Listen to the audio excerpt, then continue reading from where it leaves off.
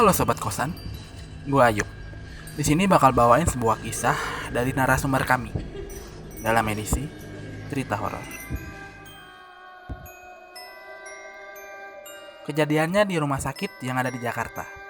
Rumah sakit ini terbilang sangat terkenal dan sangat luas. Setiap gedung beda spesialis penyakitnya, jadi luas banget. Awal ceritanya, nyokap dirawat di spesialis paru-paru, jadi gedungnya paling belakang. Kebetulan ada sepupu yang kerja di rumah sakit ini juga sebagai suster di spesialis stroke. Gedung spesialis stroke ini posisinya ada di dekat taman, gabung sama ruangan operasi dan ICU. Ceritanya, sepupu gua bawa anaknya pas lagi kerja dan minta tolong gua buat jagain anaknya. Ya udah, gue jemputlah ke gedung sepupu gua kerja. Gedung ini sepi banget.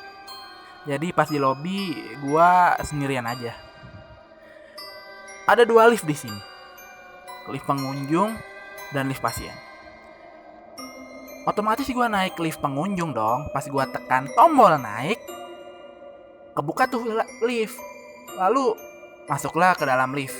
Tapi pas di dalam malah pintu liftnya gak ketutup. Kayak ada yang nahan di pintu. Ya udah, gue coba keluar dong. Horor banget kalau sampai lift ini rusak dan gue sendirian gitu. Karena gue mikirnya lift ini error. Pas gue keluar, malah pintu liftnya ketutup. Gue kebingungan di situ. Gue coba lagi lah, akhirnya keulang lagi kejadiannya. Gue udah ketakutan aja tuh di situ. Gue mutusin buat naik lift pasien, dan itu nggak ada masalah, malah lancar aja. Sampai nyampe di atas di tempat sepupu gue. Gue cerita kejadian tadi ke sepupu gue. Terus sepupu gue bilang, emang lift itu sering kayak gitu. Soalnya banyak yang bilang lift itu ada yang huni. Banyak yang bilang sekilas lihat orang tapi berlumuran darah gitu dalam lift itu. Di situ gue berusaha positif aja setelah denger cerita dari sepupu gue itu. Karena gue bawa anak kecil dan gue gak mungkin takut terus malah ninggalin keponakan gue.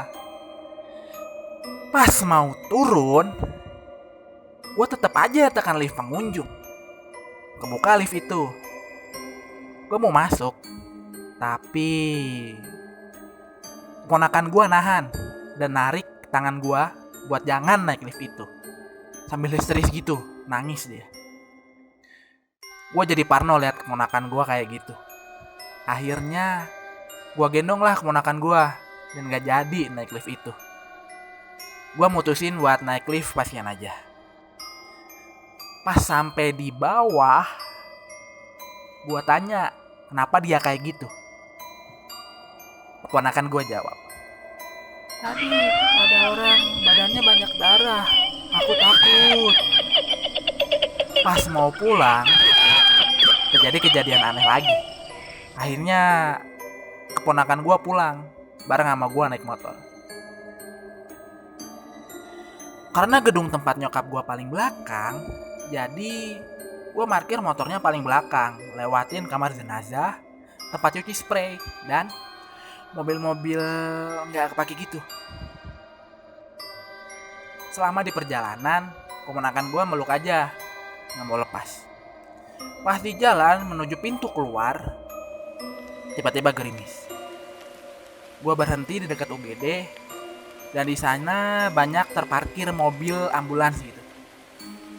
Ketika gue mau make jas hujan, keponakan gue nangis lagi minta pergi.